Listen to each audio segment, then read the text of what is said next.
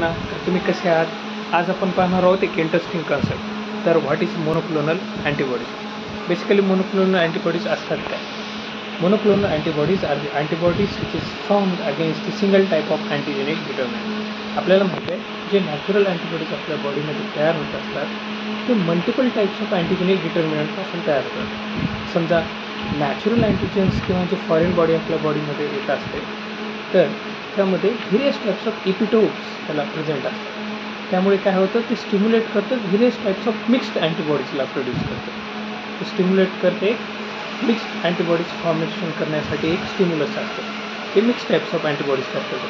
पण अगेन जेव्हा आपल्याला एक इमर्जन्सी कंडिशनमध्ये स्पेसिफिक अँटीबॉडीज लागत असतात आपल्या बॉडीला to remove or to eliminate the specific pathogen or the specific emergency condition physiological condition, त्यासाठी आपल्याला रेडीमेड मोनोक्लोनल अँटीबॉडीज तयार पाहिजे. त्यासाठी मग आपण काय करतो एक हायब्रिडोमा टेक्नॉलॉजी ह्या टेक्निकचा यूज करून आपण मोनोक्लोनल अँटीबॉडीज तयार करतो.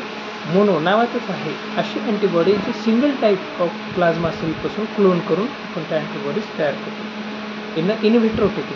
इन विट्रो टेक्निक कल्चर करून आपण काय करतो मायलोमा सेल्स घेतो जे कॅन्सरस बी सेल्स असतात. हे घेण्याचं कारण काय आहे त्यामुळे ते इमोर्टल असतात.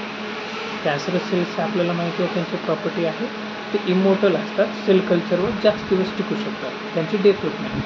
पण जे नॉर्मल स्प्लीन सेल्स किंवा लिम्फोसाइट्स जे आपण घेतो ते फ्युजन करण्यासाठी ते नॉर्मली 1 वीक नंतर ते कल्चर प्लेटवर काय होतात डेथ व्हायला लागतं. त्यामुळे आपल्याला फ्युजन करावं लागतं मायलोमा सेल्सचं.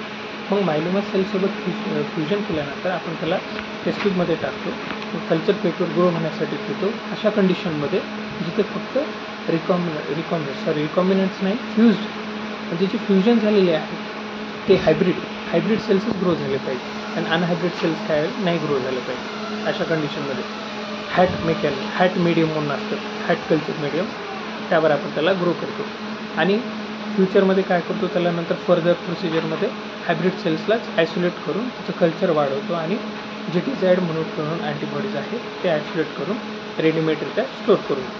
थँक्यू.